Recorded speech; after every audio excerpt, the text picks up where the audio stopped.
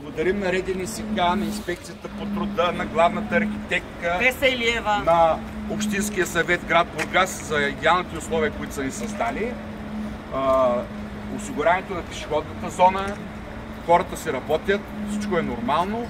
Благодарим за най-добрите условия за живеене в град Бургас.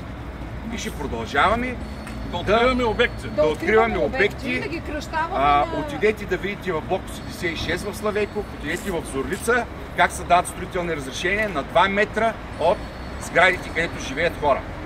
И това благодарение на партия ГЕРБ, на Димитър Николов и на неговия началник Бойко Борисов. И на всички техни институции. Те обичат само да ги хвалят. Браво! Браво! Браво!